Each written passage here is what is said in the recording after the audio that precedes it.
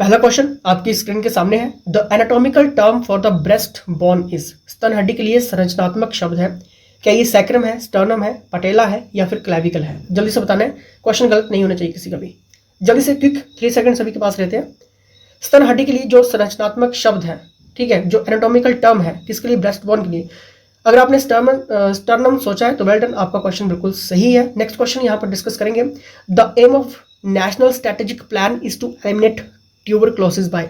देखिए सरकार की जितनी भी रणनीतियां होती हैं, ठीक है, किसी भी डिसीज को टारगेट किए सेट किया था कि इस लक्ष्य तक हम इस बीमारी का बिल्कुल अंत कर देंगे। डायरेक्ट क्वेश्चन आपके एग्जामिनर पूछता है, ठीक है। तो बताइए ट्यूबरक्लोसिस के लिए कितना रखा गया? क्या 2025, 2030, 2035 या फिर 2040? बताइए, जल्दी से सोचिए। अगर आपने सोचा है 2025 तो वेल डन, आपका सही आंसर है। ट्यूबरक्लोसिस के लिए कितना टारगेट किया गया यहाँ पर कि 2025 तक हम बिल्कुल इसको खत्म कर देंगे। नेक्स्ट है यहाँ पर the lowest layer of the atmosphere is, वायुमंडल की सबसे निचली परत है। क्या ये स्ट्रेटोस्फेयर है, ट्रोपोस्फेयर है, मेसोस्फेयर है या फिर आयनोस्फेयर है? देखिए जीके का क्वेश्चन आपके अटल मेडिकल एंड रिसर्च यूनिवर्सिटी में नहीं आएगा, आपको सिर्फ HPGK आएगा 5 नंबर का, 5 क्वेश्चन, जिसमें आपकी अपॉइंटमेंट्स होगी, जिसमें आपकी आर्ट एंड कल्चर होगा, ज्योग्राफी होगी, ज्योग्राफी मतलब आपकी हिमाचल की रिवर्स, ठीक है, इस टाइप का क्वेश्चन होगा, और कुछ 1-2 क्वेश्चन आपकी यूनिवर्सिटी से रिलेटेड होंगे, ठीक है। नहीं पता लग रहा है, लिंक चेकआउट करना, एक वीडियो बनाई गई है, ठीक है, उसमें से आपको कम से कम 2 से 3 क्वेश्चन HPGK के क्लियर हो जाएंगे, ठीक है। इसका सही आंसर क्या होगा?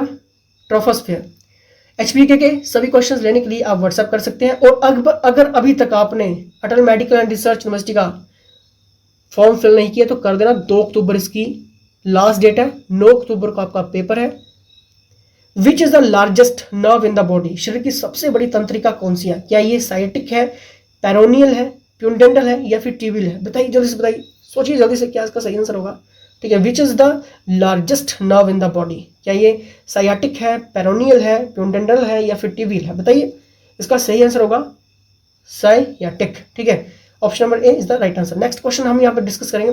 The part of brain which controls body temperature is, मस्तिष्क का वह कौन सा भाग है जो शरीर के तापमान को नियंत्रित करता है? मस्तिष्क का वह भाग जो शरीर के तापमान को नियंत्रित करता है। क्या ये थैलेमस है, हाइपोथैलेमस है या फिर पोन्स है या फिर मेडुला एब्लोंगेटा है? बताइए,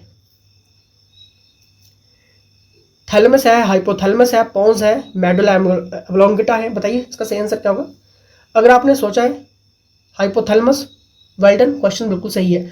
और अगर आप चाहते हैं कि फर्स्ट अटेम्प्ट में आपका पेपर निकलना चाहिए तो सिंपली आपने करना कुछ नहीं, व्हाट्सएप करना है। और अटल मेडिकल एंड रिसर्च यूनिवर्सिटी के लिए CHN स्टाफ नर्स के लिए इंपॉर्टेंट सेगमेंट पड़ा हुआ है, जल्दी से ले लेना। एक्सपर्ट्स के अंडर, एक्सपीरियंस टीम के अंडर ये सब कुछ तैयार हुआ है, जल्दी से व्हाट्सएप करके ले लेना, ठीक है। नेक्स्ट क्वेश्चन हम यहाँ पर देखेंगे। Glucocorticoids and mineral corticoids are secreted by, बताइए, क्या ये पैनक्रियाज है, गोनाड्स है या फिर हाइपोथैलेमस है, एडर्नल ग्लैंड्स है? बताइए, जल्दी से सोचिए, इसका सही आंसर क्या होगा? फ्रेंड्स, इसका सही आंसर होगा, अगर किसी को फास्ट लग रहा है तो वीडियो पॉज भी कर सकता है, ठीक है, इसका सही आंसर होगा एडर्नल ग्लैंड्स। क्लियर? चलिए नेक्स्ट हम यहां पर क्वेश्चन देखेंगे, खुद भी क्वेश्चन रीड कर लिए करें, ठीक है।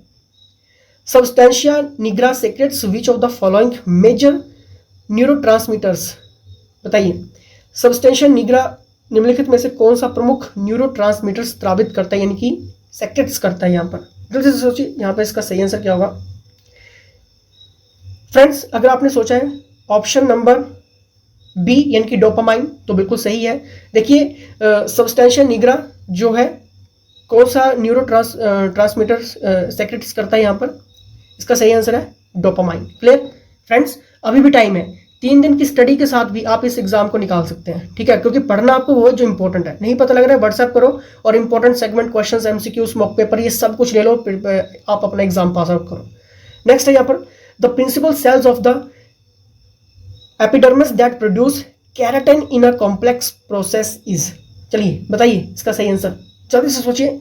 The principal cells of the epidermis that produce keratin in a complex process is, epidermis की प्रमुख विशेषताएं जो एक जटिल प्रक्रिया में केराटिन का उत्पादन करती है वो है, जल्दी से देख लीजिए क्वेश्चंस की तरफ। मेलेनोसोम्स, कैरिटोनसाइट्स, मेलानिन या फिर ये सभी?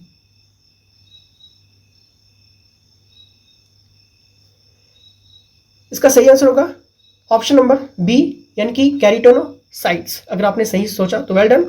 एपिडर्मिस की वो इंपॉर्टेंट कोशिकाएं हैं, जो सेल्स हैं, जो एक जटिल प्रक्रिया में कैरोटीन का उत्पादन करती हैं, ठीक है, इनकी प्रोड्यूस करती हैं कैरोटीन का, वो है आपकी कैरिटोनोसाइट्स। ठीक है, अगर सोचा है सही हुआ है तो वेल डन, आपकी प्रिपरेशन अच्छी है। नेक्स्ट यहाँ पर the total number of bones found in right upper limb is, दाहिनी ऊपरी अंग में पाई जाने वाली हड्डियों की कुल संख्या है। और ये क्वेश्चन इंपॉर्टेंट है, ठीक है, क्वेश्चन बहुत बार रिपीट हो रहा है ये। इसका सही आंसर क्या बताइए, जल्दी से सोचिए।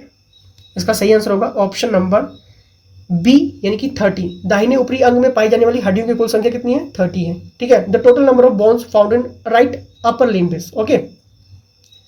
चलिए नेक्स्ट यहां पर देखते हैं, in following which is a both endocrine and exocrine gland, बताइए क्या ये पिट्यूटरी है, थायराइड है, पेनक्रियाज है, एडर्नल है? बताइए जल्दी से, इसका सही आंसर क्या होगा? जल्दी से देखिए, इसका सही आंसर होगा option number C, pancreas. In which following is a both endocrine and exocrine glands, pancreas याद रख लेना, endocrine and exocrine both pancreas, okay. Friends अभी भी टाइम है Atal medical and research university के लिए, सीएचओ एंड स्टाफ नर्स के लिए जल्दी से व्हाट्सएप करके इंपॉर्टेंट क्वेश्चंस ले लीजिए। यहां पर मैं आपको 100% चैलेंज करता हूं, क्वेश्चंस आपका नहीं छूटेगा तो नहीं छूटेगा, सब कुछ कवर हो जाएगा, आपका एग्जाम फर्स्ट अटेम्प्ट में ही निकल जाएगा। The exchange of gas in the lungs takes place by, फेफड़ों में गैस की विनिमय इनमें से किसके द्वारा होता है? जल्दी से देखिए, जल्दी से, फेफड़ों में गैस की विनिमय इनमें से किसके द्वारा होता है? यानी कि the exchange of gas in the lungs takes place by, the right answer is option number B, यानी कि एल्वेलाई। ठीक है, alveoli, option number B is the right answer. ठीक है, कृपिका, ओके, एल्वेलाई। नेक्स्ट देखेंगे, the function of cerumen wax is, cerumen मोम का कार्य करता है, क्या कार्य करता है? देखिए जरा, क्वेश्चन आपके सामने है,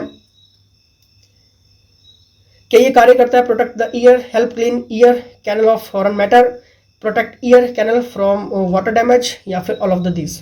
मुझे लगता है ये सभी यूज करता है। ठीक है, सभी यानी कि कार्य करता है ये। ठीक है, वैक्स सेरेमन मोम का कार्य करता है, तो ये सारा ही करता है। ठीक है, option number 4 all of the this इसका राइट आंसर होगा। ठीक है, नेक्स्ट क्वेश्चंस यहाँ पर देखेंगे, और अगर अभी तक आपने 100 क्वेश्चंस नहीं देखे हैं प्रीवियस, जल्दी से देख लेना, क्वेश्चंस वो भी बहुत इंपॉर्टेंट है। ठीक है, डिस्क्रिप्शन बॉक्स चेकआउट करिए, लिंक आपको मिल जाएगा, या फिर वीडियो सेक्शन में जाइए, वहाँ पे भी आपको मिल जाएंगे। ठीक है, the causes of high birth rate in India are all of the following except, Bharat में उच्च जन्म दर के कारण निम्नलिखित सभी हैं सिवाय, देखते हैं वो सिवाय कौन सा है, वो कौन सी जगह, कौन सी चीज़ है जिसके नहीं है, मतलब एक्सेप्ट है। ठीक है, उसको छोड़ के, early marriage, traditional custom and habits, high level of literacy, universality of marriage. तो देखिए, the causes of high birth rate in India all of the following accept, इसका सही आंसर होगा option number high level of literacy. ठीक है, भारत में उच्च जन्म दर के कारण निम्नलिखित सभी हैं सिवाय हाई लेवल ऑफ लिटरेसी, यानी कि इसको छोड़ के, बाकी अर्ली मैरिज भी है, ट्रेडिशनल कस्टम्स एंड हैबिट्स भी है। ठीक है, लड़कियों की जल्दी शादी भी करवा देते हैं। ठीक है, 18-19 में भी हो जाती है। ठीक है, करवा देते हैं। कुछ जो भी किसी एरिया का ट्रेडिशनल है, कस्टम्स है वहाँ का, ठीक है, रीति रिवाज है, ठीक है, तो वैसे भी करवा देते हैं कि नहीं लड़की। ठीक है, और यहाँ पर जो एक माइंड सेटअप लोगों का है, ठीक है, उसके कारण भी ये विवाह जो वो करवा देते हैं। ठीक है, तो ये सारे ही हैं, लेकिन हाई लेवल ऑफ लिटरेसी इसके कैटेगरी में नहीं है।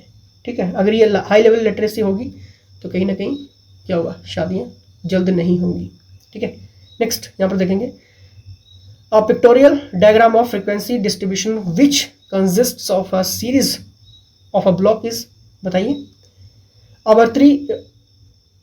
आवर्ती, ठीक है, सॉरी, डायग्राम, इसको वर्ड आप यूज कर लीजिए। डायग्राम वितरण का सचित्र आरेख जिसमें ब्लॉकों की श्रृंखला होती है उसे कहा जाता है। देखिए क्वेश्चन की तरफ, क्या ये लाइन डायग्राम है, पाई चार्ट है, हिस्टोग्राम है, फ्रीक्वेंसी पॉलीगॉन है? बताइए, बताइए जल्दी से। देखिए ये बहुत इंपॉर्टेंट है। ठीक है, आपने ये फॉर्मबर्ग हॉस्पिटल में किए होंगे। ठीक है, the right answer is option number, यानी कि histogram. Option number 3 is the right answer. देखिए, a pictorial diagram of frequency distribution which consist of a series of block is called, इसको हम क्या कहेंगे, इसको हम कहेंगे हिस्टोग्राम कहेंगे। ठीक है, क्लियर। नेक्स्ट हम देखेंगे, the increases in urban population is due to all of the following factors except, शहरी जनसंख्या में वृद्धि निम्नलिखित सभी कारणों के कारण है सिवाय, देखिए वो कौन सी है।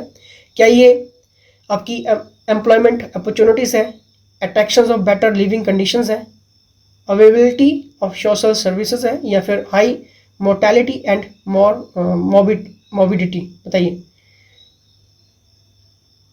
The increases in urban population is due to all of the following factors except, उसको छोड़ के बताइए। शहरी जनसंख्या में वृद्धि निम्नलिखित सभी कारणों से है, किस कारण से है शहरी जनसंख्या में वृद्धि? एम्प्लॉयमेंट अपॉर्चुनिटी के कारण भी है, attraction of better living conditions के कारण भी है, हाई मोर्टेलिटी एंड मोबिडिटी भी है। ठीक है, तो इसका सही आंसर होगा उच्च मृत्यु दर और मोबिडिटी। ठीक है, हाई मोर्टेलिटी एंड मोबिडिटी, इसको छोड़ के। ठीक है, बाकी सभी शहरी जनसंख्या में वृद्धि निम्नलिखित सभी कारणों से है। ठीक है, according to option. Clear. Next देखिए, अभी तक अगर आपने Atal medical and research university का सेगमेंट नहीं लिए सीएचआर स्टाफ नर्स के लिए एक्सपर्ट्स के अंडर, बिल्कुल आपको यहाँ पर अपडेट हो जाएंगे, क्वेश्चन नहीं छूटेगा।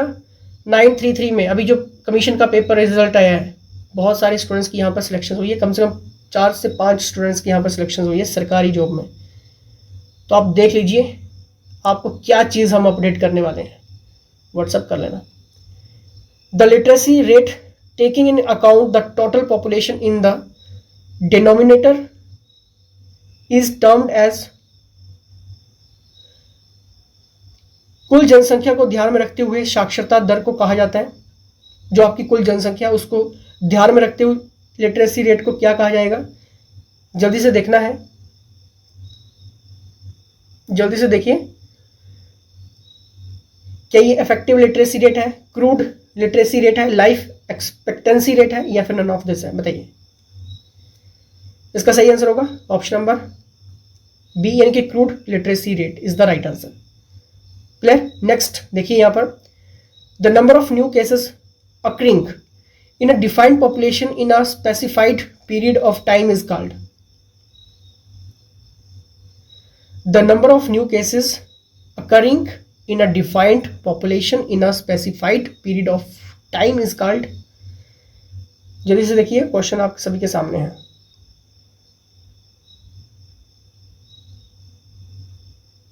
क्या ये प्रिवलेंस है, इंसिडेंस है, सेकेंडरी अटैक रेट है, पॉइंट प्रिवलेंस रेट है? बताइए।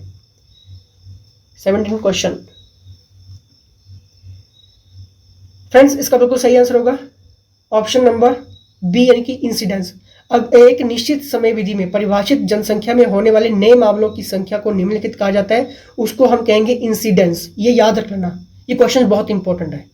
ठीक है, नेक्स्ट हम यहां पर देखेंगे, an epidemic usually affecting a large proportion of the population occurring of a wide geographic area such as a continent or world is called। देखिए, पहले तो आपको ये क्लियर होना चाहिए कि एंडेमिक क्या होता है, ठीक है, एपिडेमिक क्या होता है, पैंडेमिक क्या होता है। अगर हम एंडेमिक की बात करें, ठीक है, एक बीमारी का जो प्रकोप है वो लगातार मौजूद है, जो एक विशेष एरिया तक सीमित रहता है। ठीक है, जो एक डिजीज है उसका जो प्रकोप है वो लगातार है, लेकिन एक विशेष एरिया तक, एक स्पेसिफिक एरिया तक सीमित रहता है। दैट इज आपका मलेरिया जैसे। ठीक है, अगर वहीं पे हम बात करें एपिडेमिक की, ठीक है, एपिडेमिक क्या है आपका फिर? ठीक है, जिसको महामारी कहते हैं, epidemic. What is epidemic? Friends, epidemic स्थिति कब पैदा होती है? वो तब पैदा होती है जब इन्फेक्शियस यानी कि संक्रामक जो रोग है वो अधिक लोगों में तेजी से फैलती है। ये ठीक है, ये किसी एक स्थान तक सीमित नहीं होती है, किसी एक प्लेस तक ये सीमित नहीं होता है। ठीक है, जैसे आपका प्लेग हो गया, हैजा हो गया, चेचक हो गया, ठीक है, दैट इज आपकी एपिडेमिक थी ये, ठीक है, क्लियर है। और फिर आपका पेंडेमिक क्या हुआ दोस्तों, डब्ल्यूएचओ ने पेंडेमिक को एक नई बीमारी घोषित किया था। किस बीमारी को घोषित किया था पेंडेमिक के? कोविड-19 को क्या किया था? क्वेश्चन अगर डब्ल्यूएचओ से ये आता है आपके एग्जाम में कि डब्ल्यूएचओ ने कोविड-19 को कब महामारी घोषित किया था, यानी कि पेंडेमिक, सर्वव्यापी जिसको हम कहते हैं, सर्वव्यापी 11 मार्च 2020 को पेंडेमिक घोषित किया गया था कोविड-19 को। तो कोविड-19 क्या था आपका? एक पेंडेमिक था, ठीक है, स्प्रेड के रूप में डिफाइन करता है ये, spreading, pandemic that is mean spreading, ठीक है। तो ये छोटी छोटी चीजें आपको पता होनी चाहिए, ठीक है, अब इसके आपके एग्जाम में पूछा जा सकता है। क्वेश्चन में यही था कि एक महामारी जो आमतौर पर जनसंख्या के बड़े हिस्से को प्रभावित करती है, जो विस्तृत, जो यानी कि अक्रिंग भौगोलिक क्षेत्र, ज्योग्राफिकल एरिया, महाद्वीप, कॉन्टिनेंट हो गया, वर्ड्स, दुनिया हो गई, उसे निम्न कहा जाता है। तो उसको हम क्या कहेंगे? पैंडेमिक कहेंगे, ठीक है, क्योंकि मैंने पहले क्लियर करवा दिया कि पैंडेमिक क्या है, एक बीमारी विश्वव्यापी स्प्रेड के रूप में डिफाइन किया जाता है इस चीज को। कोविड-19 को 11 मार्च 2019 को पैंडेमिक घोषित किया गया था, ठीक है, क्लियर है। चलिए नेक्स्ट हम यहां पर देखेंगे, the ratio of the incidence of the disease among exposed and the incidence among the non-exposed is called। संपर्क के बीच बीमारी की घटनाओं और गैर संपर्क के बीच की घटना के अनुपात को कहा जाता है। क्या ये, जल्दी से देखिए ऑप्शन देखिए, एट्रीब्यूटेबल रिस्क है, रिलेटिव रिस्क है, जल्दी से देखिए, पॉपुलेशन रिस्क है, या फिर ऑल ऑफ दिस है। देखिए जब भी हम the ratio of the incidence of disease among exposed and the incidence among the non exposed की बात करते हैं, तो ये सारे ही हैं, चाहे मैं एट्रीब्यूटेबल रिस्क की बात करूँ, सॉरी इसका सही आंसर होगा relative risk, sorry for that, इसका सही आंसर होगा रिलेटिव रिस्क, ठीक है। क्वेश्चन में क्या पूछा गया था कि संपर्क के बीच बीमारी की घटनाओं और गैर संपर्क के बीच की घटना के रेशियो को कहा जाता है, तो उसको हम कहेंगे रिलेटिव रिस्क। अगर क्वेश्चन इस टाइप का बन जाए, ठीक है, अगर पूछ लिए जाए, तो आपको याद रखना है रिलेटिव रिस्क के बारे में हमने कुछ पढ़ा था, ठीक है, क्या पढ़ा था? The ratio of the incidence of the disease among exposed and the incidence among the non expose is called, ठीक है। तो उसके जो एक्सपोज यानी कि अनुपात को कहा जाता है, ठीक है, उसके बीच की जो घटना है, ठीक है, उस घटना के अनुपात को हम क्या कह रहे हैं? रिलेटिव रिस्क उसको हम कहते हैं, ठीक है। तो ये याद रखना है, ठीक है। The main purpose of vaccine monitor is to, vaccine vial monitor का मुख्य उद्देश्य क्या है? क्या ये एंश्योर सेफ ट्रांसपोर्ट है, प्रिवेंट डैमेज ऑफ वैक्सीन है, ensure that damage vaccine are not administered, easy administration, बताइए। The main purpose of vaccine vial monitor is,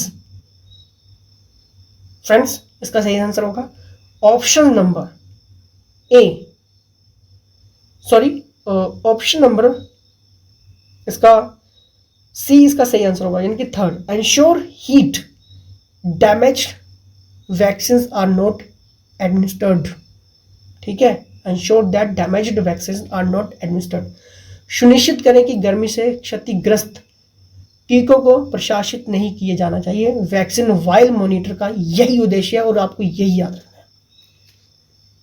अभी भी टाइम है, Atal medical and research university के लिए इंपॉर्टेंट क्वेश्चंस पढ़ के चले जाइए, 100% मैं आपको गारंटी यहां पर दे रहा हूं, क्वेश्चंस नहीं छूटेगा आपका। वो व्हाट्सएप कर लेना, कोर्सेज अवेलेबल हैं, एक्सपर्ट्स के अंडर अवेलेबल हैं, एक्सपीरियंस टीम है, क्वेश्चंस नहीं छूटेगा, ये मैं आपको चैलेंज करता हूँ। और क्वेश्चन छूट गए बहुत कुछ छूट जाएगा, ये सोच लेना, क्योंकि पोस्ट काफ़ी ज़्यादा है, बहुत ज़्यादा पोस्ट है, सपना टूटना नहीं चाहिए सरकारी का, ये याद रख लेना, ठीक है। व्हाट्सएप कर लीजिए, अभी करें, 3 दिन की स्टडी के साथ भी जाओगे एग्ज़ाम निकल जाएगा, इंपॉर्टेंट पढ़ के जाना। चलिए इसी के साथ जय हिंद, जय हिमाचल।